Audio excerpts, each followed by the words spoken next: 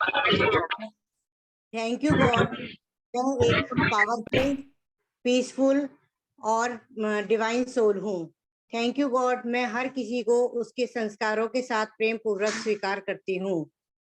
Thank you God, परमपिता परमात्मा हर पल हर क्षण मेरे साथ हैं और मैं परमात्मा का प्रिय फरिश्ता हूँ। थैंक यू गॉड, मैं बहुत कृतज्ञ हूँ, मेरा परिवार स्वस्थ, सुखी और समृद्ध परिवार है। थैंक यू गॉड, अपार सुख के लिए, वैभव के लिए और प्यारे रिश्तों के लिए। Thank you God, thank you God, thank you God. सभी लोग हाथ अपने रब करेंगे और फेस पे लगा लेंगे।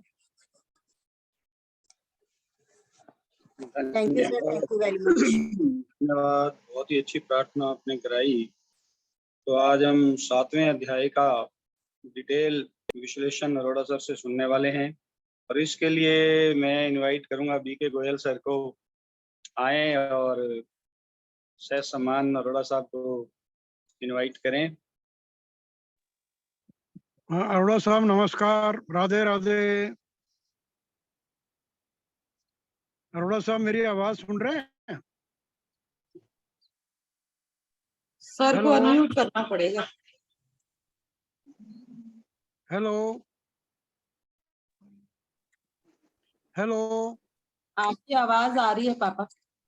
हाँ, अरोड़ा साहब की दिख नहीं अंकल रही को, मुझे। हाँ अनम्यूट करके बात करनी होगी अंकल को। म्यूट है, अनम्यूट। हेलो अरोड़ा साहब को राधे राधे।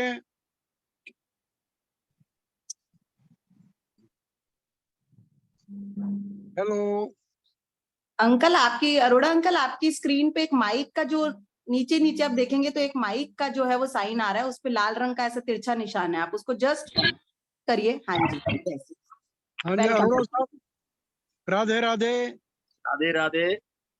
सुप्रभात। आपको देख करके आज का दिन अच्छा हो गया। अब मैं ये निवेदन करूंगा कि आप अब कार्रवाई को आगे बढ़ाएं। श्री अरोड़ा साहब। ये क्या हो गया भाई बीच में? आपकी आवाज आ रही है सर? आ रही है आवाज? हाँ जी हाँ जी जी जी, आरंभ करें। आ रही है आवाज।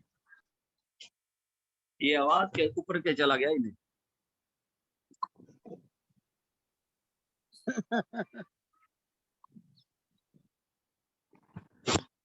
हाँ जी, आवाज आ रही है अब?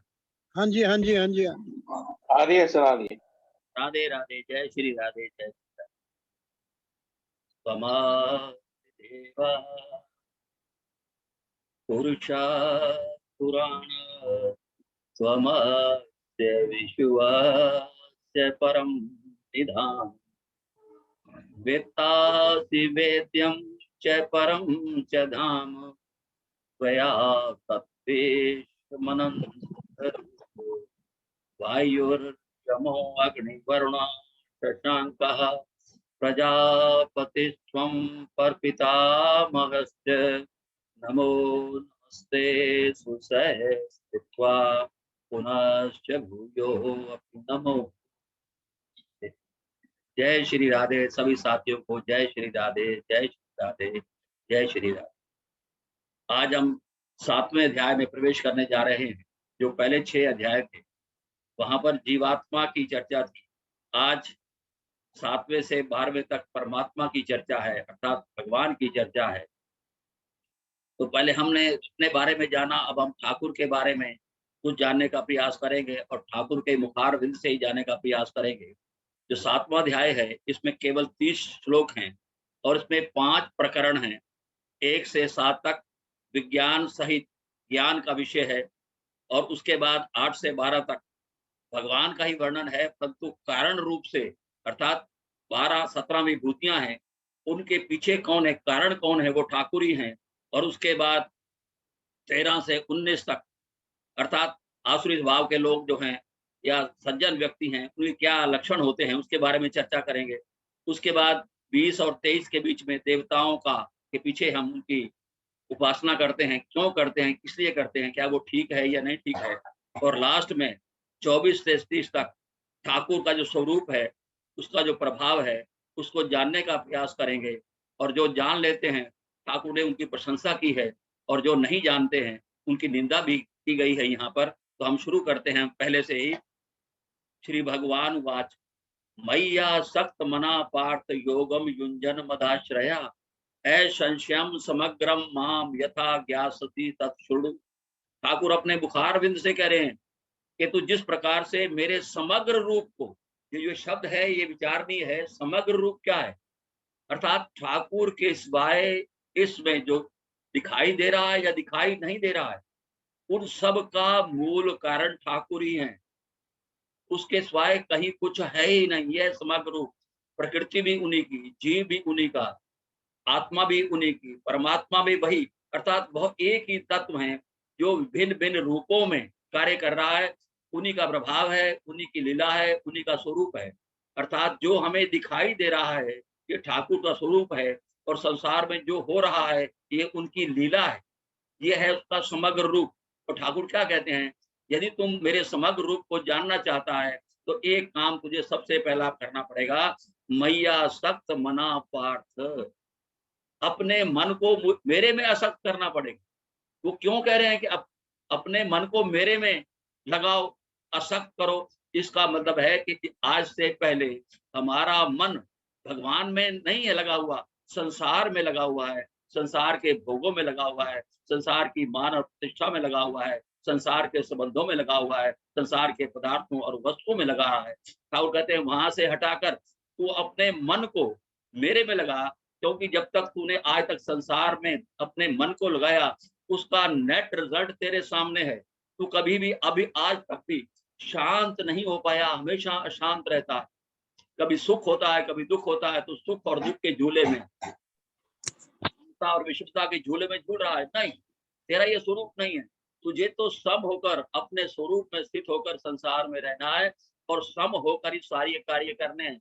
इसलिए पहला काम ये कर, अपने मन को धीरे धीरे संसार से हटा। और ये पिछले कल परसों हमने जो किया था, शनैर शनैर उपरमेत, धीरे धीरे हमें अपना मन संसार से हटाना है और प्रभु में लगाना है। तो वही बात वो कह रहे हैं। और जिस दिन तू पूर्ण रूपेण अपने मन को मेरे में लगाने में सक्षम हो जाएगा, उसी दिन तू मेरे को प्राप्त हो जाएगा।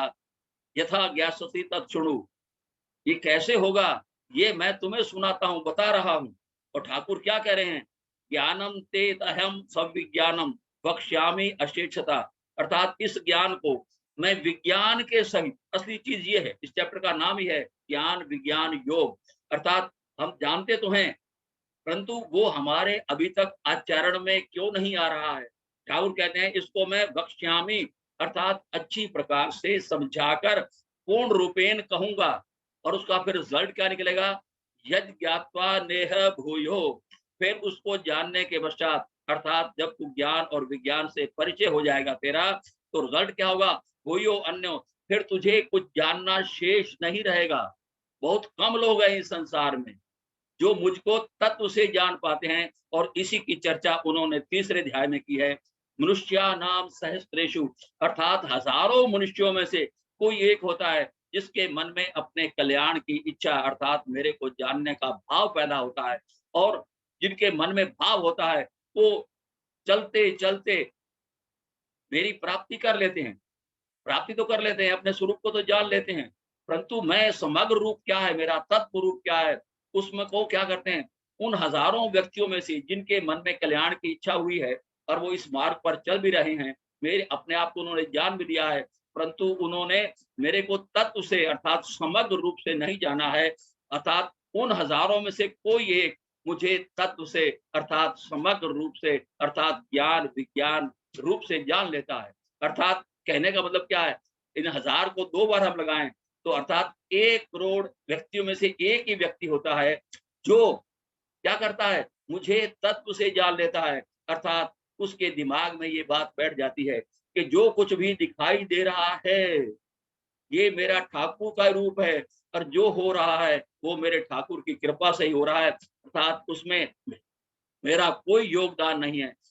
उसके बाद ठाकुर स्पष्ट कहते हैं अपने प्रकृति के बारे में, अर्थात मेरी जो प्रकृति है वो 2 प्रकार की है, अपरा है और परा है।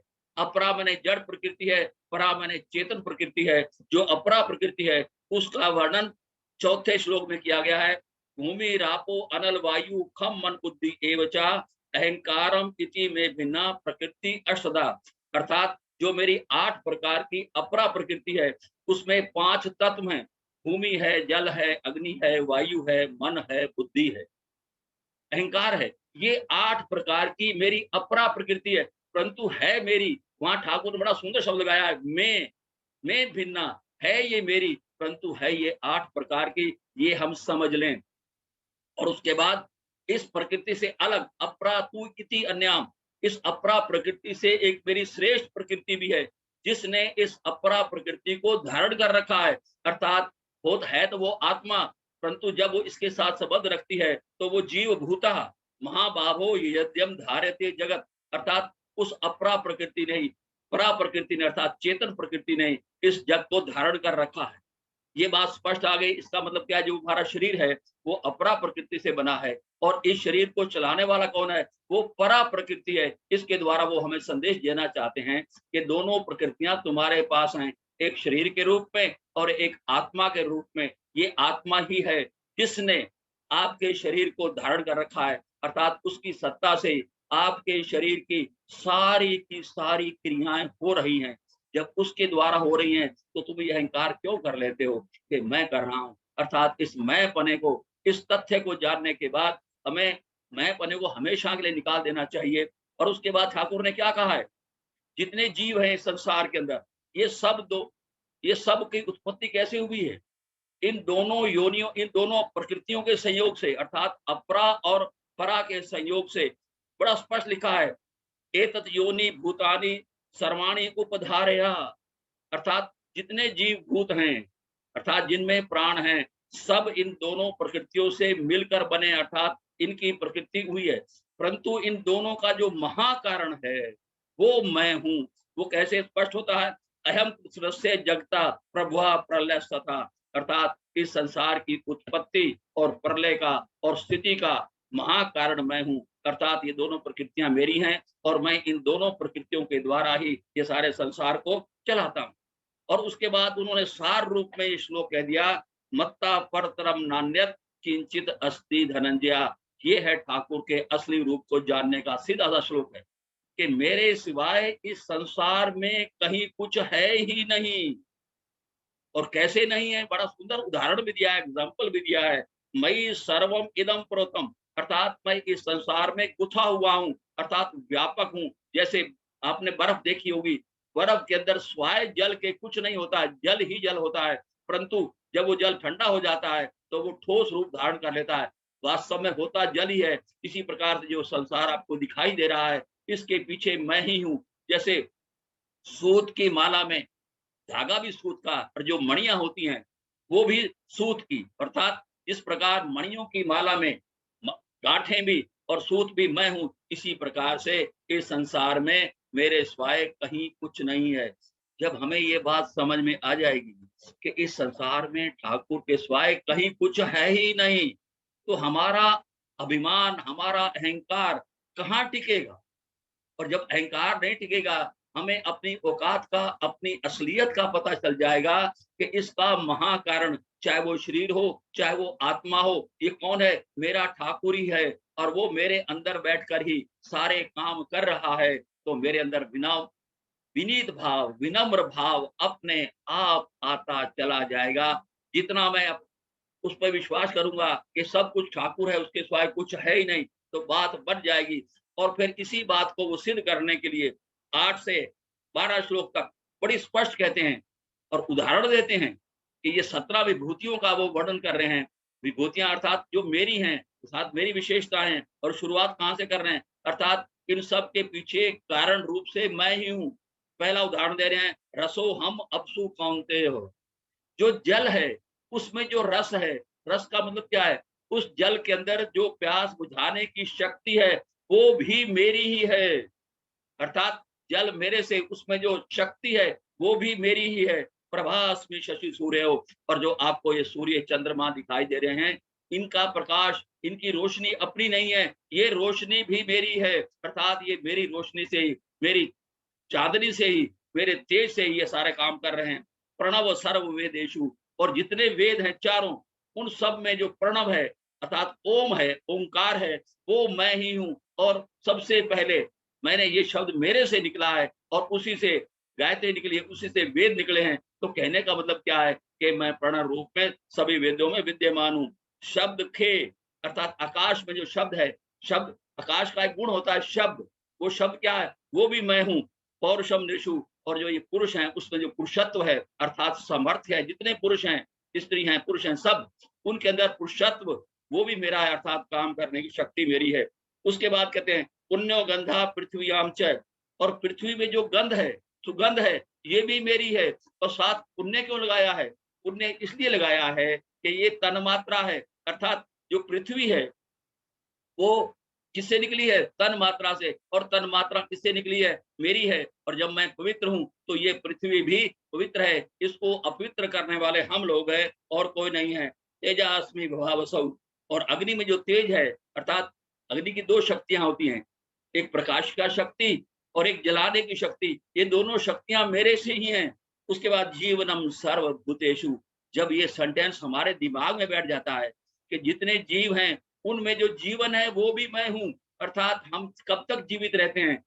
जब तक ठाकुर हमारे अंदर रहता है। ये हमारा सबका अनुभव है, प्रैक्टिकल अनुभव है कि जब वो आत्मा यहाँ से निकल जाती है, प्राण पक्षी दे उड़ारी, तब से उड़ जाता जभी, देख कर डरते सभी जो प्यार करते थे कभी। भैया हमारे से कोई प्यार करता है तो हमारी वजह से नहीं करता है। इसके अंदर जो जीवन के रूप में ठाकुर बैठा हुआ है उसकी बात करते हैं। और यही बात आदि शंकराचार्य ने अपने 32 श्लोकों में बड़ी स्पष्ट बात कही है। यावत वायु निवसति देहे तावत कुशलम पृच्छति गेहे, जब तक वो प्राण वायु इस शरीर में आती और जाती रहती है तभी तक घर वाले हमारा कुशल क्षेम पूछते हैं।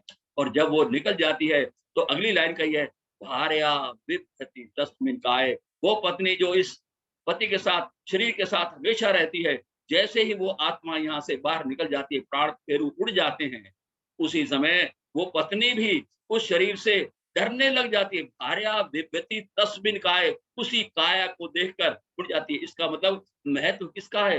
जीवन ठाकुर का है। और जीवन के रूप में कौन है? ठाकुर हैं। प्राणों के रूप में कौन है? ठाकुर हैं। जब ये बात हमारी समझ में आ जाएगी तो भैया फिर तो कुछ हम कहीं रहेंगे नहीं, अर्थात हम अपने आप को कुछ मानेंगे नहीं। जो आज तक हमने अपने आप को मान कर पता नहीं कहाँ अपना पतन कर लिया है। तपस्विचु तपस्विचु, और जितने तप है वो भी तप मेरे कारण कर पाते हैं, बगैर मेरी कृपा के आप तप भी नहीं कर पाते हो। अर्थात जो हम अपना कर्तव्य पालन करते हैं उसके पीछे भी प्रेरणा मेरे ठाकुर की है, भाव उसी के हैं। उसके बाद कहते हैं बीजम माम सर्वभूतानाम विद्धि पार्थ सनातनम, अर्थात सारे जो भूत प्राणी हैं, पूरा संसार है, उसका बीज मैं हूँ। परंतु उस बीज में और इस बीज में अंतर है। आपने देखा होगा कि जब आप कोई चीज लगाते हैं, फल लगाते हैं, सब्जी लगाते हैं, उसका एक बीज होता है। जैसे ही वो वृक्ष ऊपर बढ़ता है तो बीज नष्ट हो जाता है। परंतु ये मैं इस पूरी सृष्टि का बीज हूँ। परंतु बीज कैसा हूँ? सनातन हूँ, अर्थात मेरे से कितनी सृष्टियां आज तक निकल चुकी हूँ, परंतु मैं वैसे का वह हूँ, अर्थात मैं अविनाशी सनातन बीज हूँ। जब ये समझ में आ जाएगी कि सृष्टि जब से बनी आज चल रही है, आगे तक चलती रहेगी, तो इसका मूल रूप में बीज कौन है? ठाकुर है। और ठाकुर से ये सृष्टि निकली है, उसी से चल रही है। और आगे चल के 10वें अध्याय में ठाकुर ने इस बात को बड़ा स्पष्ट कह दिया है, अहम सर्वस्य प्रभुः मत्ता सर्वम परवर्तते, अर्थात ये पूरा संसार मेरे से निकला है और मेरे कारण ये संसार चेष्टा कर रहा है। इति मत्वा, ऐसा मानकर बुधा भाव समन्विता, जो बुद्धिमान लोग हैं वो बड़े भाव से मेरा भजन करते हैं। भजन करने का मतलब क्या है? मेरा नाम जप भी करते हैं और भज धातु होती है, अर्थात वो सेवा भी करते हैं। तो इसलिए जो शरीर हमें मिला है ये सेवा के लिए मिला है। और उसके बाद और स्पष्ट कर दिया है, बुद्धि बुद्धि मताम अस्मि, जो बुद्धिमान है उनकी बुद्धि के पीछे भी शक्ति मेरी है। यदि मेरी शक्ति ना हो तो उनकी बुद्धि भी काम नहीं करती है। और बड़ा उदाहरण दिया है, बड़ा बुद्धिमान आदमी है, साइंटिस्ट है, बहुत पहुंचा हुआ चीज है, बुद्धि की पराकाष्ठा है उसके अंदर, परंतु जैसे ही वो आत्मा उसमें से निकलती है, प्राण निकलते हैं, तो उसकी बुद्धि काम क्यों नहीं करती है? अर्थात बुद्धि भी यदि काम कर रही है, कब तक कर रही है? जब तक प्राण ठाकुर प्राणों के रूप में, श्वासों के रूप में, चेतना के रूप में बीच में बैठा हुआ है। और तेजस तेजस्वी नाम अहम, अर्थात तो तेजस्वियों का तेज है, सूर्य का तेज है वो किस कारण से है? अरे वो मेरे कारण से है भैया। तेज क्या होता है? एक महापुरुष का एक आभा मंडल होता है जिसको देखकर दूसरे लोग प्रभावित होते हैं, अर्थात वो उन मार्ग को छोड़कर सन्मार्ग पर चलना शुरू कर देते हैं। और आपने देखा होगा वो डाकू मिला था इसको, नारद जी को, उसको देखते ही, उनके तेज को देखते ही उसकी बुद्धि पलट गई और उसने सारे गलत काम करने छोड़ दिए और मरा मरा कहना शुरू कर दिया और बाद में ऋषि वाल्मीकि ऋषि बन गया, अर्थात तो इतनी बड़ी पदवी को प्राप्त कर गया। ये होता है तेजस्वियों का तेज। और आगे देखिए, बल बलवताम चाहम काम राग विवर्तम, जो हमारे अंदर बल है वो भी ठाकुर का दिया हुआ है, परंतु कौन सा बल? जिसमें कामना नहीं है, राग नहीं है, काम और राग को छोड़कर के रहित जो बल है, अर्थात जो सात्विक बल है वो भी मेरा है। और उसके बाद धर्मा विरुद्धो भूतेषु कामो अस्मि भरतर्षभ, जो हमारे अंदर ये काम भावना है जिससे संसार की उत्पत्ति होती है वो भी मैं हूँ, परंतु वो किस लिए है? ये काम किस लिए है? मैंने ये जरूरी है, परंतु किस लिए? केवल बच्चों की उत्पत्ति तक, उसके बाद इसका कोई काम नहीं है, अर्थात जो धर्म के विरुद्ध हो वो मैं नहीं हूँ। उसके बाद बात आते हैं, ये चैव सात्विका भावा राजस्तामसा तेव च, अर्थात जितने प्रकार के ये भाव हैं, सतोगुणी, रजोगुणी, तमोगुणी। अब ये भाव क्या होते हैं? अर्थात आपने देखा होगा कि आपके अंदर कई बार किसी समय बड़े सुंदर सुंदर भाव, अच्छे अच्छे भाव उठते हैं। वो सुंदर सात्विक भाव क्या है? कि मैं किसी के कैसे काम आऊं, छोटी लाइन में, एक लाइन में, कि मैं किसी के कैसे काम आऊं, ये सात्विक भाव है। और उसके बाद दूसरा, मेरे कैसे काम आए, ये राजसी भाव है। और तीसरा भाव, दूसरे का मैं दुरुपयोग कैसे कर लूं, ये तामसी भाव है। ये सारे भाव हमारे कर्मों के अनुसार जो हमने पूर्व जन्म में किए हैं उसमें ये आते हैं, परंतु ये सारे भाव मेरे से आते हैं, परंतु इन भावों में, ये भाव मेरे अंदर तो हैं, मेरे से निकले तो हैं, परंतु मैं इनमें नहीं हूँ, अर्थात मैं इन भावों से परे हूँ। और जब आप ये समझ लेंगे कि आप परमात्मा का अंश हैं, तो आपके अंदर अच्छे भाव भी आएंगे, राजसी भाव भी आएंगे, तामसी भाव भी आएंगे, परंतु तब इनको आप इनके साथ संबंध नहीं जोड़ोगे। आप आओगे, समझ जाओगे कि नहीं, ये उठ रहे हैं, ये आ रहे हैं, ये जा रहे हैं, मुझे अपने स्वरूप में स्थित रहना है। और उसी के बाद इनको आगे एक्सप्लेन करते हुए, त्रिभी गुणमयी भैवई सर्वविदम जगत, ये 3 गुणी हैं जिसने सारे संसार को मोहित कर रखा है। अर्थात जितनी पदार्थ हैं वो भी 3 प्रकार के, वस्तुएं 3 प्रकार की, व्यक्ति भी 3 प्रकार के, क्रियाएं भी 3 प्रकार की, कर्ता भी 3 प्रकार के, कर्म भी 3 प्रकार के, भाव भी 3 प्रकार के, बुद्धि भी 3 प्रकार की। अर्थात ये 3 ही हैं, सतोगुणी, रजोगुणी और तमोगुण। इनसे सारा व्यवहार चल रहा है। इसी से प्रभावित होकर, अर्थात अच्छे भाव आए तो मैं सात्विक करता हो गया, बीच वाले भाव आए तो मैं राजसी करता हो गया, यदि तामसी भाव आए तो मैं तामसी करता हो गया। वो हमने आपको इनके साथ जोड़ना ही नहीं है, ये गुण गुणों में बरत रहे हैं। अर्थात ठाकुर ने स्पष्ट कहा पिछले अध्याय में, स्वभाव वस्तु परिवर्तते, अर्थात सृष्टि को चलाने के लिए मैंने इन 3 गुणों की रचना की है, इनका स्वभाव ही बताया है, और ये अपना अपना काम कर रहे हैं, परंतु तुमने इनको देखना है, इनके साथ अटैच नहीं होना है, अर्थात आप इनसे परे रहना है। परे रहने का मतलब क्या है? ठाकुर क्या कहते हैं? माँ बेप है परम अव्यम।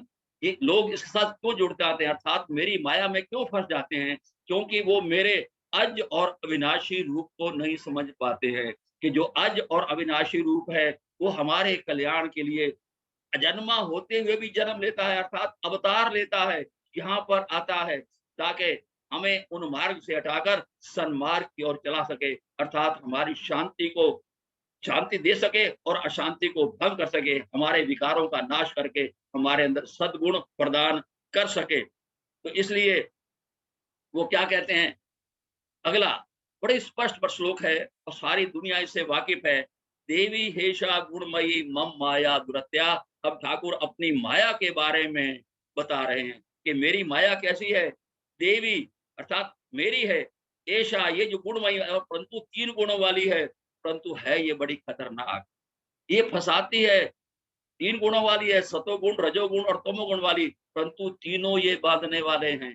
देखिए सतोगुण कैसे बांधता है, ये निर्मल है, ये प्रकाशकम है, ये अनामय है, परंतु जब इनका हम संग कर लेते हैं, अर्थात मेरे अंदर कोई गुण आ गया, ज्ञान आ गया, धन आ गया, दौलत आ गई, तो मैं क्या समझता हूँ ये मेरे कारण से आया है, और ये भूल जाता हूँ ये ठाकुर की कृपा है, ये ठाकुर से आया है। इस संसार में किसी के पास कोई भी गुण है, कोई भी शक्ति है, कोई भी सामर्थ्य है, वो आपका अपना नहीं है भैया। 10:41 में ठाकुर ने बड़ा स्पष्ट कर दिया है, यत यत विभूति मत सत्वम श्रीमत ऊर्जितम एवा तत् एव अवगच्छ मम तेजो अंश संभवम। इस संसार में आपको कांति युक्त, शोभा युक्त, ज्ञान युक्त कोई भी चीज दिखाई दे, कोई गुण दिखाई दे, वो गुण उसका नहीं है भाई, ये गुण मेरे तेज के अंश से प्रकट हुआ है। अर्थात ये गुण कब आया है, जब वो मेरे साथ जुड़ गया है। और कई बार आदमी को लगता है कि मैं तो भगवान को नहीं मानता हूँ, मेरे अंदर इतनी कैपेसिटी है।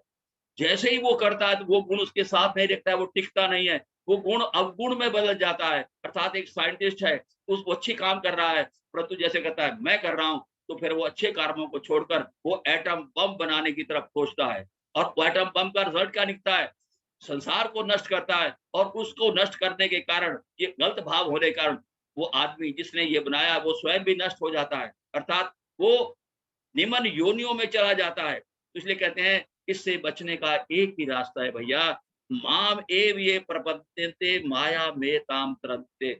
हम सभी आज माया के चक्कर में हैं। माया मतलब गुणों के चक्कर में, पदार्थों के चक्कर में, वस्तुओं के चक्कर में, क्रियाओं के चक्कर में, मान के चक्कर में, प्रतिष्ठा के चक्कर में फंसे हुए। यदि इन सभी से बचना चाहते हैं, आज हम वस्तुओं को भी, पदार्थों को भी, शरीर को भी आवश्यक मानते हैं सुख के लिए, परंतु इनमें सुख है ही नहीं। यदि सुख होता तो आज तक हमें उसकी अनुभूति हो गई होती, हम शांत सहज होकर स्वाभाविक अपने स्वरूप में स्थित होकर मस्ती से जी रहे होते, परंतु वो मस्ती कहीं जीवन में नजर नहीं आती है। हमारे पास सब कुछ है, धन भी है, दौलत भी है, मान भी है, प्रतिष्ठा भी है, सगे भी है, संबंधी भी है, सब कुछ अनुकूल होते हुए भी तो फिर हम अशांत क्यों हैं भाई? हम चिंतित क्यों हैं? हम शोकाकुल क्यों हैं? हमारे अंदर डर क्यों है? हम डरते क्यों रहते हैं? जो मेरे पास है कहीं वो निकल ना जाए, जो साथी है कहीं वो बिछुड़ ना जाए, क्योंकि हम भूल जाते हैं कि जो कुछ मिला है, जिसका संयोग हुआ है, उसका वियोग होना निश्चित है। ये साथ मिला है, ये भैया जीवन मिला है, शरीर मिला है, ये भी एक ना एक दिन छूटने वाला है। और जब हम ये सोचेंगे कि ये छूटने वाला है, इससे पहले ये छूट जाए, इसका मैं सदुपयोग कर लूं, अर्थात दूसरों के काम आ जाऊं, आपका शुभ कर्म भी बन जाएगा, आप यहाँ भी खुश रहोगे और अगले जन्म में तो खुश होना ही होना है, क्योंकि आपने बीज खुशी का बोया है, त्याग का बोया है, परोपकार का बोया है, दूसरों के काम आने का बोया है, तो रिजल्ट गलत कैसे निकल सकता है? तो इसलिए यहाँ संसार में रहना है तो भगवान की शरण लेकर, और शरण केवल उसी की, और किसी की शरण नहीं लेना है। और उसके बाद क्या बताया, जो मनुष्य न माम दुष्कृतनो मूढ़ा प्रपद्यन्ते नराधमा, कुछ लोग ऐसे भी हैं, नर अमदाधम हैं तो नर, परंतु नीच प्रकृति के हैं, दुष्कृतनो। अब ये दुष्कृतनो क्या है ये हम समझ लें, अर्थात जिनकी विचारधारा, जिनके थॉट अच्छे नहीं है, उनमें क्या है, ममता है, कामना है, लोभ है, व्यभिचार है, शास्त्र निषिद्ध विषयों के झूठ है, कपट है, विश्वासघात है, बेईमानी है, राग है, द्वेष है, हिंसा है, और इसीलिए वो काम, क्रोध और लोभ के चक्कर में फंसे रहते हैं। अर्थात इतने पाप इकट्ठे कर लेते हैं, तब तो उनको पता नहीं चलता। जब पाप कर्मों का फल प्रतिकूलता के रूप में आता है और भुगतना पड़ता है, तब आदमी परेशान होता है। तो इसलिए भैया इन सभी भावों को अपने अंदर से निकाल कर भगवान का भजन करोगे। जब भगवान का भजन करोगे तो भाई ये जो विकार हैं, जो ये द्वंद्व हैं, ये आपको नहीं सकेंगे। ये चतुर्विधा भजन्ते माम, बुधा भाव भजन्ते माम जना, सुकृतो जना, आर्तो जिज्ञासु सुरार्थी ज्ञानी च भर्तृषभ। इसलिए जो सुकृत लोग हैं, अर्थात जिन्होंने ये समझ लिया है कि जीवन किस लिए मिला है, जीवन कल्याण के लिए मिला है, दूसरों को सुख देने के लिए मिला है, पुण्य कर्म करने के लिए मिला है, परंतु पुण्य कर्म अपने लिए नहीं, पुण्य कर्म दूसरों के सुख के लिए, भजन भी दूसरों के लिए, तपस्या भी दूसरों के लिए, अपने लिए कुछ भी नहीं है। तो इस प्रकार के जो भक्त हैं वो चार प्रकार की बात की गई है, आर्त है, जिज्ञासु है, अर्थार्थी है और ज्ञानी है। हम एक एक मिनट के लिए इनको जानने का प्रयास करेंगे। अर्थात जो दुखी है, शारीरिक दुखी है, मानसिक दुखी है, बौद्धिक शरीर से दुखी, बुद्धि के कारण दुखी है, तो वो भी यदि मेरे पास आता है तो उसको मैं भगत मान लेता हूँ, क्योंकि वो अपने दुखों को दूर करने के लिए संसार का आश्रय नहीं लेता है, संसार के मालिक का आश्रय लेता है। तो कहने का मतलब क्या है, यदि हमारे अंदर कोई दुख आए भी, परेशानी आए भी, तो हमें किसी के सामने जाकर हाथ गिड़गिड़ाने की जरूरत नहीं है।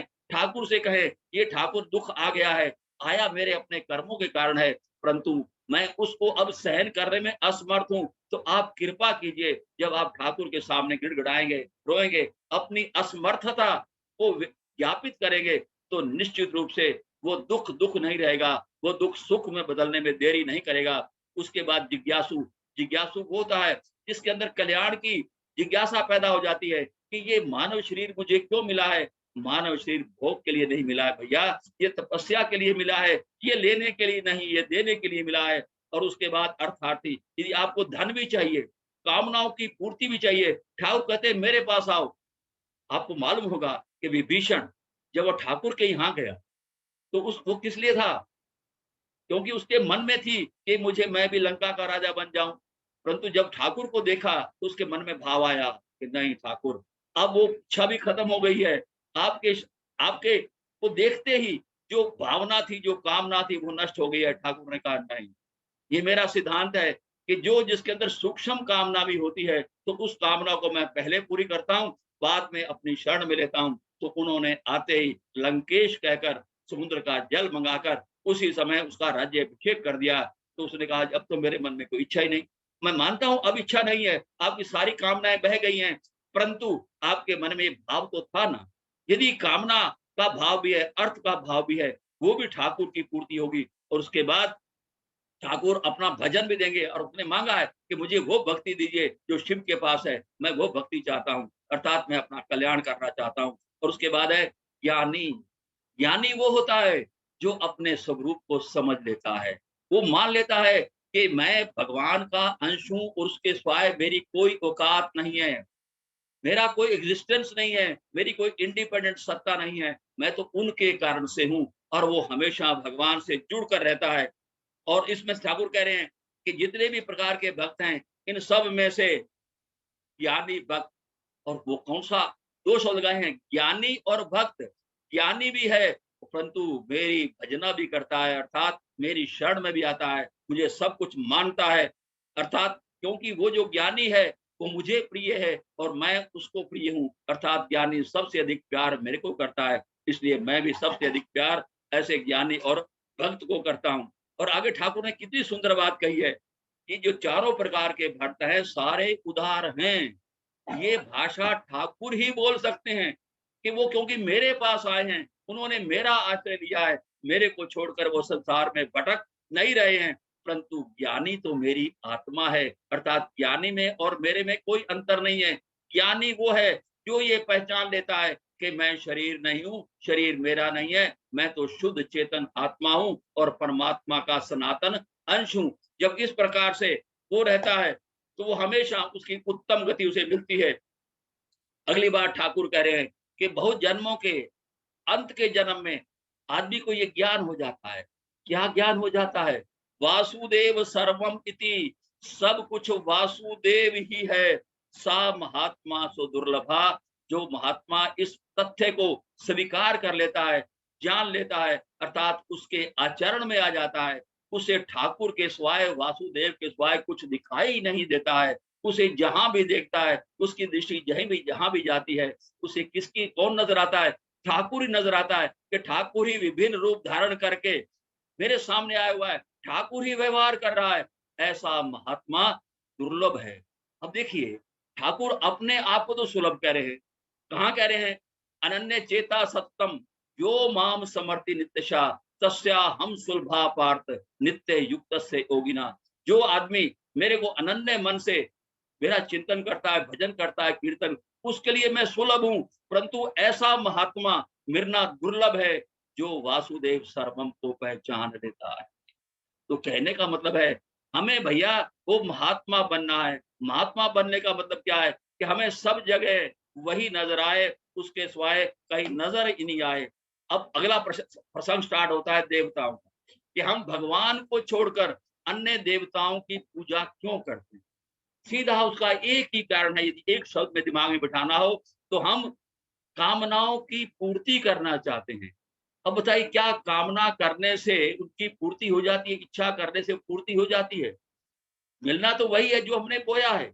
उसके बावजूद भी हम जानते हैं, हमने सुना है कि देवता बड़ी जल्दी प्रसन्न हो जाते हैं, और यदि हम उनका करेंगे तो हम जो चाहेंगे वो इच्छित फल देंगे। इसमें कोई दो राय नहीं। ठाकुर ने ऐसा विधान बना रखा है कि वो जो आप देवताओं से मांगोगे वो मिलेगा। क्यों? आपने उनकी पूजा की है। परंतु उनके द्वारा दिया गया जो कुछ भी होगा वो विनाशी होगा या अविनाशी होगा? वो विनाशी ही होगा। अर्थात तुम्हें वहां क्या करेगा? आपने ब्रह्मा की पूजा की, सेवा की, अनुसंधान किया, तो क्या करेगा वो? मैक्सिमम वो ब्रह्म लोक तक ले जाएगा। ब्रह्म भुवनाथ लोका 8:16 में स्पष्ट है। यदि आप ब्रह्म लोक में पहुंच भी गए, स्वर्ग पे पहुंच भी गए, और लोकों में पहुंच भी गए, परंतु उसके बाद क्या होगा? आपको लौटकर इसी पृथ्वी पर आना पड़ेगा। 9:21 में स्पष्ट है, क्षीणा पुण्या मृत लोका विशंति। आप पुण्यों के बल पर, पूजा के बल पर वहां पहुंच तो गए, जैसे ही आप वहां से पुण्य खत्म हुए तो आपको धक्का मारकर दोबारा पृथ्वी पर पहुंच दिया जाएगा। अर्थात आप भगवान को प्राप्त नहीं कर सकोगे। जैसे आप किसी होटल में जाते हैं 5 स्टार में, 1 लाख रुपए आपने जमा किया, और जैसे ही वो 1 लाख की राशि खत्म होती है तो आपके पास मैसेज आता है कि पैसा खत्म हो गया, इतने और जमा कराइए। और यदि आप जमा नहीं कराते हो तो आपको होटल में रहने की अनुमति नहीं होती है। इसी प्रकार यदि हम दूसरे देवताओं की पूजा करते हैं, पुण्य इकट्ठा करते हैं, पुण्यों के बल से हमें देवताओं के लोक तो मिल जाएंगे, परंतु भगवान की प्राप्ति नहीं होगी। तो इसलिए हमें इन देवताओं के चक्कर में ना पड़कर, इसका मतलब ये नहीं है कि हम देवताओं की पूजा करना छोड़ दें। ठाकुर स्पष्ट कहते हैं कि मिलेगा वही जो मैंने विधान विहितान हितान, जो मैंने निश्चय कर रखा है वही मिलेगा। परंतु तुम्हें क्या करना है? देवताओं को मेरा स्वरूप मान कर ही मेरी पूजा करनी है। परंतु तुम क्या करते हो? मेरे को अलग देख देते हो, देवताओं को प्राथमिकता देते हो। ये अविधि पूर्वक है, जो हमें नहीं करना है। यदि देवताओं की पूजा भी करनी है, उनसे कुछ चाहना भी है, तो उनको भगवान का स्वरूप ही समझें। और देखिए, देवता तो आपको जो चाहेंगे दे देंगे, परंतु भगवान वो आपको जो चाहेंगे वो नहीं देंगे। भगवान वही देंगे जो आपके लिए कल्याणकर है, जो आपके लिए हितकर है, जो आपको आवागमन के चक्कर से हटा सकता है, अर्थात आपके पाप कर्मों को नष्ट कर सकता है, आपको शुद्ध करके अपने सदा सर्वदा के लिए अपने धाम में अपने साथ बुला सकता है। तो इसलिए हमें इस चक्कर में नहीं पड़ना है। और दूसरी बात क्या कही है कि जो अल्पभेद साम है, अर्थात जिनकी बुद्धि अल्प है, वो ही देवताओं के चक्कर में पड़ते हैं। क्योंकि देवताओं को पूजने वाले देवता लोक पे जाते हैं, और मुझे पूजने वाले मद भक्ता यान्ति माम अपि, और जो मेरा पूजन करते हैं वो मेरी प्राप्ति करते हैं। और अगली बात तो ठाकुर ने और कमाल कर दी भैया, अव्यक्तम व्यक्तियापन्नम मन्नते मां बुद्धया। अर्थात जो लोग मुझे, मेरे परम भाव को, मेरे अनुत्तम भाव को ना जानकर मुझे एक व्यक्ति मानते हैं कि ये भी हमारे जैसा ही है। जैसे भगवान आते तो व्यक्ति के रूप में ही है, परंतु उनकी वो शक्तियों को नहीं पहचान पाते। ये भी जन्म और मरण लेने वाले हैं, तो इनमें हमारे में क्या अंतर है? ऐसे लोग अबुद्धया, अर्थात उनकी बुद्धि खत्म हो चुकी है, उनके अंदर बुद्धि है ही नहीं। क्योंकि बुद्धि ना होने के कारण ही। अबुद्धया का मतलब क्या है? जो ऐसी बुद्धि जो संसार के भोगों में रहता है, कामनाओं में रहता है, अहंकार में रहता है, आसुरी, राक्षसी और मोहिनी प्रवृत्ति में रहता है, वो अबुद्ध्यायित हैं।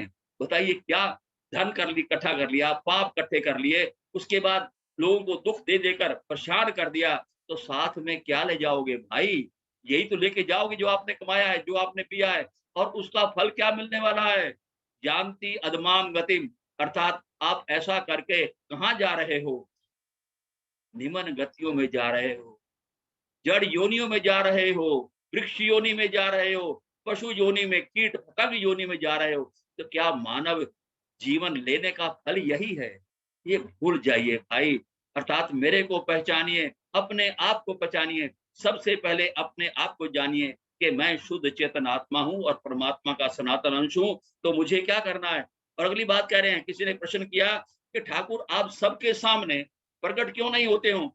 ना हम प्रकाश से सर्वस्व योग माया समावृता, मैं अपनी योग माया से अपने को छुपा कर रखता हूं, तो इसलिए मेरी योग माया सबको मेरे पास नहीं आने देती है। क्यों नहीं आने देती है भाई, वो इसलिए नहीं आने देती है, जब आप भगवान को चाहते ही नहीं, उसमें आस्था रखते नहीं, विश्वास करते नहीं, भगवान की सत्ता को स्वीकार करते नहीं, तो अपने आप को कुछ मानने लगते हो। तो ठाकुर कहता है इनके मन में मेरे को जानने की पहचानने की इच्छा ही नहीं है, ये तो अपने आप को सब कुछ मानते हैं। और ठाकुर ने 18वें अध्याय के 67वें श्लोक में बड़ा स्पष्ट कहा है, अभक्ताय, जो भक्त नहीं है, अतपस्काय, जो पूजा तपस्या करने वाला ही नहीं है, न अश्रुशवे, जो मुझे सुनना नहीं चाहते हैं, या अबसूयकः, जो मेरे में दोष दृष्टि रखते हैं, अर्थात मेरी सत्ता को मानते ही नहीं है। ऐसे लोगों के सामने ये गीता रूपी ज्ञान अमृत को कभी कहना ही नहीं चाहिए। वो तो ऐसा है जैसे ऊसर भूमि में आप बीज बो दो, वो तो नष्ट होगा ही होगा। तो इसलिए ऐसे लोगों के साथ ये बात करनी भी नहीं चाहिए। और उसके बाद ठाकुर कहते हैं, भैया वेद हम संतितानि वर्तमाने च अर्जुन भविष्यानि च भूतानि न तु वेद कश्चन। एक बात सुन ले बेटा, मैं तीनों लोगों को जानता हूँ, वर्तमान को भी जानता हूँ, भविष्य को भी जानता हूँ, भूत को भी जानता हूँ, परंतु तुम नहीं जानते हो।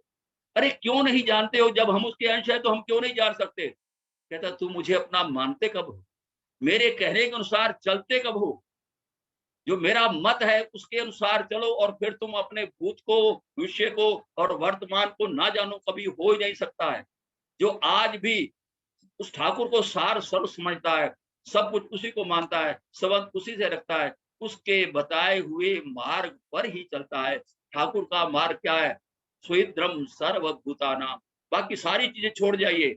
हम इस बात को समझ लें कि जैसे ठाकुर सभी भूत प्राणियों का सुहृद है, बिना कारण के हित चाहने वाला है, कल्याण करने वाला है, उसको आगे बढ़ने में सहयोग करने वाला है, उसमें राग द्वेष किसी से नहीं है। कोई उसको पूछे या ना पूछे, यदि कोई बुरा भी कहता है तो वो उसके उत्तर बुराई के रूप में नहीं देता है, अच्छाई के रूप देता है। वो उस बुराई को, उस अपमान को अपने कर्मों का फल मानता है, किसी दूसरे पर दोषारोपण नहीं करता है। और दूसरी बात, जैसे ठाकुर अपने आप को अकर्ता मानते हैं, हम भी अकर्ता मान लें, अर्थात हम कर्ता हैं ही नहीं, जो कर रहा है ठाकुर कर रहा है या उसकी प्रकृति कर रही है, तो ये अहंकार आएगा ही नहीं।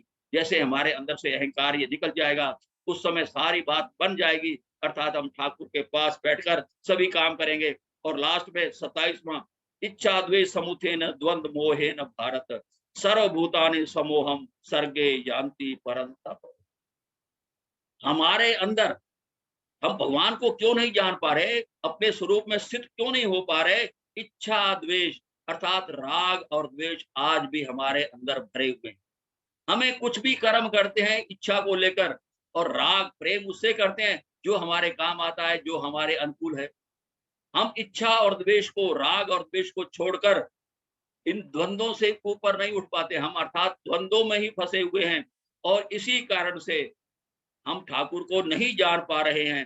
तो जानना है तो क्या करें, ये शाम त्वंगतम पापम जना नाम पुण्य कर्मणा, अर्थात इस द्वंद्व से, इस राग से, इस विकारों से हम दूर हो जाएं और भगवान का दृढ़ होकर भजन करना शुरू कर दें। जब हम भगवान का दृढ़ होकर भजन करना शुरू कर देंगे, उसको सर्वस्व मान लेंगे, उसे उसी से संबंध रखेंगे, उसी का ही आश्रय लेंगे, उसके बाद रिजल्ट क्या निकलेगा। 29वां श्लोक, जरा मरण मोक्षाय माम आश्रित्य यतन्ति ये। असली बात यह है, जरा मैंने बुढ़ापा, मरण मैंने मृत्यु। यदि हम इससे मोक्ष चाहते हैं, इससे छूटना चाहते हैं, इसका मतलब है कि जब हम जिंदा हैं तो बुढ़ापा नहीं आएगा, बुढ़ापा भी आएगा, जिंदा है तो मृत्यु भी आएगी। परंतु यदि हमने भगवान का आश्रय लेकर जीवन व्यतीत कर दिया है, तो ये बुढ़ापा भी और ये मृत्यु भी हमारे लिए दुखदाई नहीं होगी। फिर हम जब हमने भगवान को जान लेंगे तो फिर क्या करेंगे, युक्त आहार विहारस्य युक्त चेष्टस्य कर्मसु युक्त स्वप्न अबोधस्य योगो भवति दुखा। जब हमारा खाना पीना, हमारा घूमना फिरना, सोना जागना और कर्म करना सही हो जाएगा, तो निश्चित मान लीजिएगा कि ना तो बुढ़ापा आएगा, अर्थात अपना असर दिखाएगा, परंतु आप पर प्रभाव नहीं पड़ेगा और मृत्यु से आप डरोगे नहीं, हमेशा करोगे, आओ ठाकुर आप मृत्यु रूप में भी आप ही आने हैं, मुझे कोई चिंता नहीं, जिस काम के लिए आपने भेजा था वो मैंने काम कर लिया है, फिर उसका रिजल्ट क्या निकलेगा, ते तत्व तु ब्रह्म, वो ब्रह्म को भी जान लेंगे, अपने आप को भी जान लेंगे और कर्म करने की जो कला है उसको भी जान लेंगे। फिर उन्हें पता चल जाएगा साधि भूतम साधि देवम साधि यज्ञम में विदु, अर्थात जो अधिभूत है, अर्थात जो पूरी सृष्टि है उसको अधिभूत कहते हैं। अधिदेव अर्थात ब्रह्मा जिसने सृष्टि का पालन किया, रचना की है, उसके बाद जो विष्णु के रूप में अंदर बैठा हुआ वो भी वही है, अर्थात सृष्टि भी वही, उसको चलाने वाला भी वही और हमारे अंदर बैठकर सारे काम करने वाला भी वही है। जब आदमी इस प्रकार से इस ज्ञान को प्राप्त करके जीवन व्यतीत करता है, अर्थात आचरण में ले आता है, अर्थात भगवान के सिवाय उसे कुछ नजर नहीं आता है और वो भगवान को अपना आश्रय मानकर, उसका आश्रय लेकर, उसके शरण में रहकर सभी कर्म करता है, तो उसका जीवन सार्थक हो जाता है। राधे राधे। अति सुंदर आनंद आ गया सर, बहुत ही शानदार विवेचन आपने किया है। 7वें अध्याय का कुछ भी नहीं छोड़ा, शुरू से लेके आखिर तक। बुद्धिमानों में बुद्धि मैं हूँ, तेजस्वियों का तेज मैं हूँ, फूलों में खुशबू मैं हूँ, सूर्य में ताप मैं हूँ। धन्यवाद सर, आनंद आ गया, रियली मजा आ गया। तो अभी समय काफी हो चला है, मैं 1 मिनट के लिए विवेक सर को निवेदन करूंगा कि आए और 2 शब्द कहें।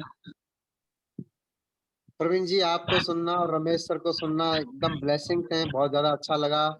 और रमेश सर को तो राधे राधे, और रमेश सर को कोई भी तारीफ करने से मुझे डर लगता है, क्योंकि सब कुछ virtue, all virtue goes to God. एकदम सही कह रहे हैं वो, और भगवान की हम सब पे बहुत विशेष कृपा है, इसमें कोई डाउट नहीं। और संडे को 8वें अध्याय के लिए हम सर से वापस से अभी से निवेदन कर रहे हैं। वैसे जो है भगवान के लोगों के कमिटमेंट एकदम पक्के होते हैं। आज सर को कुछ ज्यादा याद ही नहीं दिलाना पड़ा, बस मैंने 7:27 के ऊपर लिंक दिया था, क्योंकि मुझे पूरा विश्वास था कि सर को वापस से याद दिलाने की जरूरत नहीं है। तो बहुत बहुत बहुत धन्यवाद, सभी का दिन बहुत बहुत शुभ हो।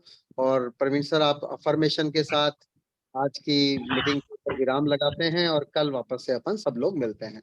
धन्यवाद।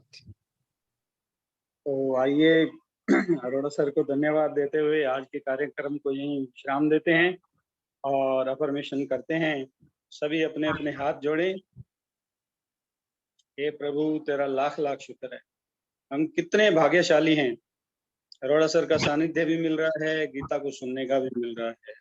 मैं एक दिव्य आत्मा हूँ, मैं एक शुद्ध आत्मा हूँ, मैं प्रेम से अभिभूत हूँ। मेरा जीवन बहुत ही अच्छा है, हर सुबह बहुत अच्छी है, हर क्षण बहुत अच्छा है। जो कार्य मैं करता हूँ भगवान के निमित्त करता हूँ और उसी को जो है मैं समर्पित करता जा रहा हूँ। यही कारण है कि मेरा हर कार्य सिद्ध हो रहा है। Thank God, thank God. हे प्रभु, तेरा लाख लाख शुक्र है। धन्यवाद। अपने हाथों को रब कीजिएगा और अपनी आंखों पर लगाइएगा। तो संडे को रमेश सर के सानिध्य में फिर मिलते हैं। बड़ी बेसब्री से इंतजार कर रहे हैं हम 8वें अध्याय का विवेचन सुनने के लिए। थैंक्स टू ऑल, बहुत बहुत शुक्रिया।